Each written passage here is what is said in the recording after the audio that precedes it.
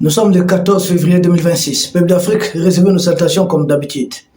Les implications de la junte française dans la déstabilisation des pays africains ne datent pas d'aujourd'hui. Parce que nous avons l'impression que certains nous accusent de charger à chaque fois et régulièrement la junte française. C'est que ces gens n'ont rien compris. C'est des Africains. Mais il faut toujours essayer de les confronter aux faits, à la réalité. Parce que depuis les indépendances africaines, nous rappelons d'abord que ce n'est pas nous qui sommes allés vers la France, mais c'est la junte française qui est venue vers nous. En Afrique, on vivait tranquillement, avec nos difficultés, avec nos facilités. On n'avait rien demandé à personne. Ce sont ces pays qui sont venus vers nous. Et quand ils sont arrivés, ils ont esclavagisé, ils ont colonisé. Mais certains d'entre eux, au moins, ont accordé des indépendances, sont partis. Mais qu'est-ce que la junte française a fait à l'indépendance? Maintenir, donner une indépendance sans souveraineté, c'est-à-dire une indépendance formelle, sans contenu valable. Ça se manifeste à travers quoi? Premièrement, nous avons une présence militaire de l'ancienne puissance coloniale dans beaucoup de pays africains. Certes, au Mali, on les avait chassés. Une présence militaire dans beaucoup de pays africains. Et ça, c'était une façon de continuer la colonisation qui prenait forme du néocolonialisme. Ensuite, le soutien de la junte française aux élites locales qui sont restées très loyales. N'oubliez pas, des gens comme le Félix Houphouët-Boigny se sont éternisés au pouvoir. Ils ont été très loyaux. Oui, des dirigeants qui ont été très loyaux se sont éternisés au pouvoir. Bongo, même s'il n'était pas le père de l'indépendance, mais depuis qu'il est venu, tout comme Eyadema, c'est des gens qui sont morts au pouvoir. Donc, un soutien appuyé aux dirigeants qui sont très fidèles à la junte française. Sur le volet économique, cela a continué avec les francs CFA. C'est pourquoi on ne peut parler de la déstabilisation des pays africains sans véritablement parler de la junte française. Ce n'est pas possible. Et l'exemple le plus frappant, c'est l'élimination physique du premier président du Togo, le président Sylvianis Olympio. Il a été assassiné. Pourquoi? Parce que tout simplement, il a voulu doter son pays d'une monnaie et il a été assassiné. Donc, la déstabilisation des pays africains par la junte française ne date pas qu'aujourd'hui. Parce qu'il faut chaque fois rafraîchir la mémoire à ces Africains qui ne comprennent rien ou qui disent « Ah non, vous avez tout un nom, ça a toujours été comme ça ». On ne va même pas ici lister le nombre de chefs d'État africains assassinés par la junte française à travers ce qu'ils ont appelé les réseaux Foccart. Ainsi, donner une indépendance sans souveraineté, accouche de ce qu'on appelle la France-Afrique, c'est-à-dire présence militaire française ici, présence de la France dans nos économies à travers les francs CFA, présence de la France à travers les dirigeants politiques. Donc les indésirables sont éliminés. C'est la même chose que les services de renseignement extérieurs de la Fédération de Russie viennent de révéler. Emmanuel Macron projette d'assassiner ceux qu'ils appellent les dirigeants indésirables. Mais cette fois-ci, je pense qu'il veut manger son totem. La domination de la junte française, la domination injuste contre les pays africains, à travers évidemment aussi les groupes armés. Vous avez dans chacune des anciennes colonies de la France, il y a ce qu'ils appellent des groupes rebelles. Mais en réalité, c'est encore une façon pour la junte française de continuer d'exercer une certaine influence sur ces anciennes colonies. En République centrafricaine, les fameux rebelles ont régulièrement renversé les pouvoirs en place. Au Mali, c'est le cas. Au Tchad, quand je dis au Mali, c'est le cas. Au Mali, on a connu aussi la présence de ces rebelles manipulés par la junte française. C'est des groupes terroristes. Au Tchad, c'était le cas. Au Niger, c'était le cas. Au Cameroun, bien sûr. Presque dans toutes les anciennes colonies de la France, même au Sénégal, on a eu affaire à ça. Dans toutes les anciennes colonies de la junte française, il y a eu ce qu'on appelle des groupes armés entretenus par le pouvoir central à travers des réseaux mafieux. C'était Jacques Foccart à travers ses lieutenants tels les Bob Denard qui ont même éliminé des dirigeants dans les Comores. Et c'est à travers d'autres réseaux encore. Dans ce qu'ils appelaient le Maghreb, il y a ce qu'ils ont appelé la brigade des mains rouges. Donc la junte française a toujours utilisé des proxys pour déstabiliser ce qu'on appelle les anciennes colonies de la jeune française. Peuple d'Afrique, ce n'est pas fini. Les groupes armés ont permis à la jeune française, notamment ces groupes ont été armés en grande partie en Libye. Donc ces groupes armés ont permis à la jeune française de justifier sa présence au Sahel à travers les opérations Serval, Barkhane et puis Takuba. Heureusement qu'au Mali, au Burkina, au Niger, les populations ont compris qu'il y a eu cette révolution. Et aujourd'hui, la jeune française est décidée de saboter cette révolution. Voici un peu l'historique. Ainsi, la jeune française a utilisé ces groupes armés pour asseoir une influence sur ce qu'on appelle l'instabilité contrôlée. C'est-à-dire des groupes armés qui ne vont pas renverser directement le pouvoir central, mais qui ne vont pas aussi se retirer. Et là, profitant de cela, la jeune française justifie sa présence et en ayant pour principale base arrière le Tchad. N'oubliez même pas qu'en venant au Mali, la jeune française avait fait venir d'abord les troupes tchadiennes. Donc la jeune française qui bombarde régulièrement des rebelles aussi au Tchad, qui sont aussi créés par la même jeune française, c'est vraiment bizarre cette histoire. Tout ça pourrait justifier avoir ce qu'on appelle une instabilité contrôlée. On contrôle l'instabilité en fait. La France a les mains, contrôle encore. Mais les pays, les populations africaines ont compris et ont décidé de mettre dehors la jeune française. Et de là sont partis tous les bruits contre les pays de l'AES. Oui, parce que pour la jeune française, il fallait contrôler la menace. Il fallait garder cette menace des groupes armés sur les populations pour ainsi justifier son maintien. C'est pourquoi vous allez vous dire, mais ils sont là depuis 2 ans, 3 ans, 4 ans, 5 ans, 6 ans. Les problèmes ne prennent pas fin. Mais en fait, ils ne sont pas venus pour régler les problèmes à la source. Ce n'est pas les causes qui intéressent la jeune française, mais c'est de contrôler les chaos. Oui, contrôler les chaos. Et c'est une façon d'empêcher tout autre investisseur de venir vers les ressources stratégiques qui se trouvent dans ces pays. Donc, une façon pour la jeune française de garder la main, de garder l'accès sur les ressources stratégiques se trouvant dans ces pays. Le peuple d'Afrique, c'est un peu ça. C'est aussi la géopolitique, la géostratégie. La géopolitique, elle est cruelle, elle est monstrueuse souvent, mais c'est comme ça que ça se passe. C'est pourquoi, depuis l'expulsion de la jeune française du Mali, du Burkina, du Niger et même du Tchad, qu'est-ce que la jeune française fait? Elle livre maintenant à ces pays une guerre par procuration. C'est-à-dire, elle utilise dorénavant, la jeune française, elle utilise dorénavant les proxys, les groupes armés. Et vous allez découvrir cela dans les sorties régulières des autorités de l'AES, principalement le général Abdourahmane Tchani, qui donne des dates à l'appui, des preuves à l'appui. Vous allez, même quand le président Ibrahim Traoré fait ses sorties, vous allez aussi trouver d'autres éléments. Et d'autres éléments se trouvent dans la plainte du Mali contre la jeune française au Conseil de sécurité des Nations Unies. Et même, son Excellence le général Assimi Goïta, il a régulièrement parlé de ces projets de déstabilisation, de ces passages à l'acte de la jeune française, espérant déstabiliser nos pays, les institutions de nos pays. Et la preuve la plus palpable, c'est l'ordre donné à certains GAT, groupes armés terroriste, d'attaquer les convois de camions-citernes, d'attaquer les usines, d'attaquer des sites pétroliers dans l'espace AES, d'enlever des investisseurs possibles, de commettre beaucoup de crimes. Et tout ça, qui est derrière, qui les manipule, c'est la jeune française qui est en train de tirer les ficelles d'alors.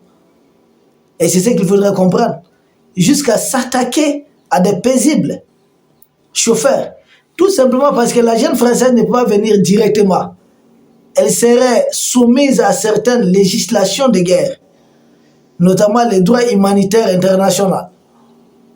Mais pour ne pas se soumettre à un texte quelconque, la jeune française se cache derrière les groupes armés qui n'obéissent à aucune règle d'engagement militaire. C'est pourquoi j'appelle les pays de l'Est à se retirer du traité d'Ottawa sur les mines antipersonnelles. Parce que non seulement nous avons signé ces traités, que nous n'allons pas utiliser des mines antipersonnelles, nos mines antipersonnelles ont été détruites, mais les groupes armés terroristes aujourd'hui utilisent les mines antipersonnelles contre nous. Donc vous voyez que c'est un peu déséquilibré. Nous autres, on nous dit, ah, vous respectez tel droit de la guerre, tel... Oui, ok. Mais en face, les terreurs que nous avons ne respectent aucun droit. Ils massacrent des civils, ils enlèvent des civils, ils font toutes les bêtises possibles. À défaut de cela, nous devons multiplier des groupes d'autodéfense. Oui, ces patriotes, il faut les préparer. Comme au Burkina, les VDP, il faut généraliser.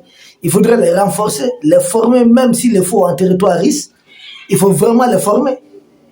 Parce qu'ils peuvent se permettre aussi ce que ces valets de la jeune française sont en train de faire. Parce que c'est une guerre par procuration qu'ils sont en train de livrer contre nous. Et l'armée régulière, je pense, a certaines peut-être contraintes pour mater rapidement ces barbares d'une autre époque envoyés par la jeune française. Peuple d'Afrique, la déstabilisation des pays africains par la jeune française ne date pas d'aujourd'hui. C'est pourquoi il fallait qu'on démontre ça, A plus B, partant d'abord de l'historique jusqu'à l'actualité. Et pour comprendre davantage ce qu'ils appellent la France-Afrique, il faudrait jeter un coup d'œil du côté du Bénin. Il n'y a pas longtemps, la jeune française est intervenue pour bombarder une partie de l'armée béninoise. Selon elle, il s'agissait de sauver Patrice Talon. Sauver Patrice Talon, il s'agissait de garder la main sur cette recolonisation de l'Afrique au niveau du Bénin. Au même moment, vous allez constater que certains groupes armés du Tchad sont soutenus par la jeune française, y compris des groupes armés qui sont en train d'attaquer certains pays de l'AES. Vous avez le groupe CCMSR, vous avez FACT au niveau du Tchad, vous avez le groupe Boko Haram, vous avez la dissidence de Boko Haram d'ailleurs, selon le général Tchani qui a participé aussi à l'attaque de l'aéroport international Amani Djouri de Niamey. Il s'agit de ce qu'ils appellent ISWAP, c'est-à-dire l'État islamique qui, en tout cas, est une filiale de Boko Haram. Tout comme les différents groupes armés qui sont en train d'attaquer tous les autres pays de l'Est. Il s'agit de l'État islamique en tant que tel, il s'agit du GENIM, qui est une coalition de plusieurs groupes armés. Tous ces groupes-là bénéficient d'un soutien de la junte française aussi en partie, même s'il y a d'autres pays qui sont en train de les appuyer.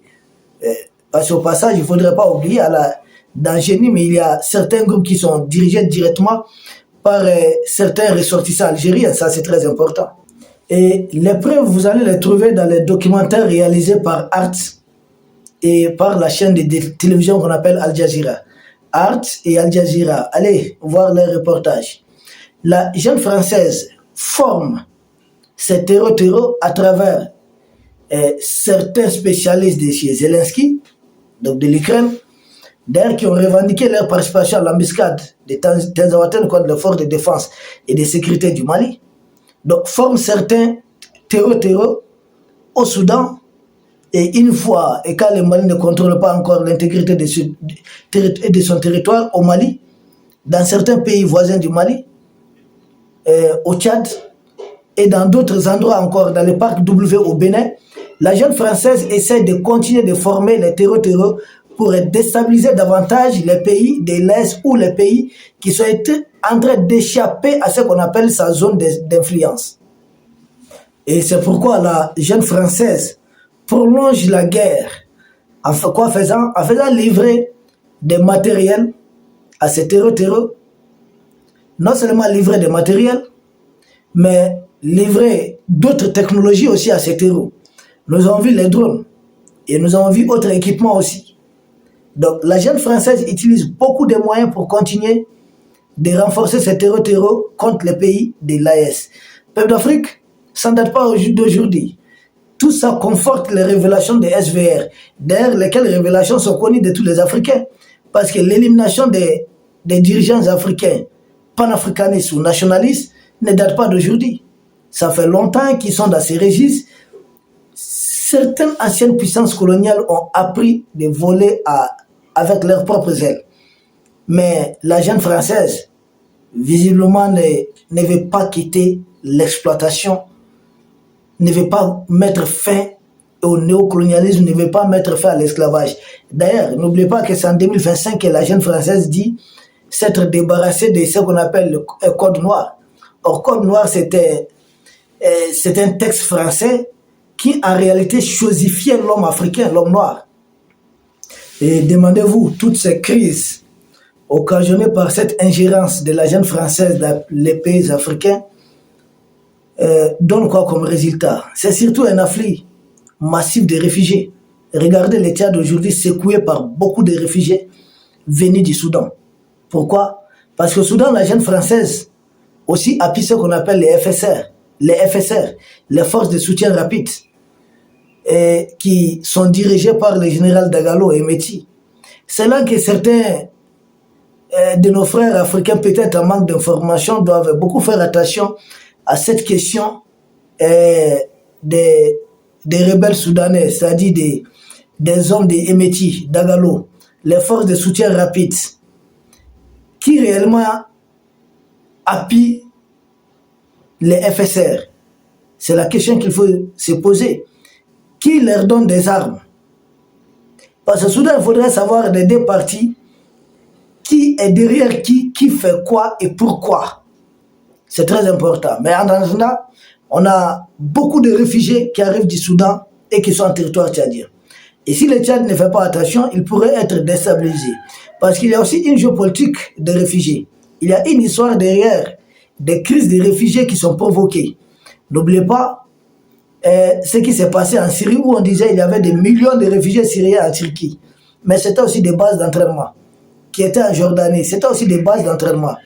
Et en ce qui concerne le Mali, on dit qu'il y a des réfugiés aussi dans certains pays voisins.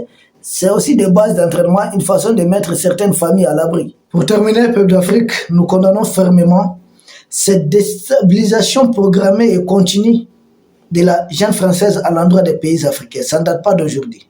C'est pourquoi il fallait qu'on parte d'abord depuis les indépendances pour rafraîchir la mémoire à certains Africains qui peut-être comprennent mais refusent de comprendre. Mais la répétition est pédagogique. Il faut revenir souvent sur certaines notions. Donc depuis les indépendances, même la façon dont on a obtenu nos indépendances, certains dirigeants qui étaient déjà souverainistes et nationalistes à l'indépendance ont été éliminés. Et parmi ces dirigeants, il faudrait citer Oumniobé, il faudrait citer Moumié, il faudrait citer Boganda de la République centrafricaine. Donc ils ont déjà à l'indépendance, avant l'indépendance, éliminé déjà certains dirigeants qu'ils trouvaient indésirables.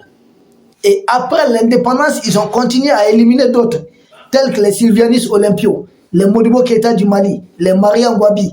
Donc ils ont continué d'éliminer. Et au siècle actuel, c'est-à-dire à ce 21e siècle, la jeune française est toujours dans la dynamique de continuer d'éliminer des dirigeants africains. Donc ça ne date pas d'aujourd'hui. Et ce qui est très grave encore, la jeune française, depuis les indépendances, a toujours utilisé des groupes armés, autrefois qu'on appelait des simples rebelles. Aujourd'hui, c'est des groupes armés encore beaucoup plus radicaux, des terreaux, qui n'hésitent pas à massacrer civils et autres. Non. Donc, c'est une politique qui n'a jamais cessé et qui continue. Peuple d'Afrique, c'est à nous de dire ça suffit. Et c'est à nous d'y mettre fin. Et ce n'est pas impossible. Ce qui nous fatigue seulement, c'est que certains Africains sont en train de se battre encore pour que le même système se perpétue contre nous. Nous vous remercions et à très bientôt. Merci.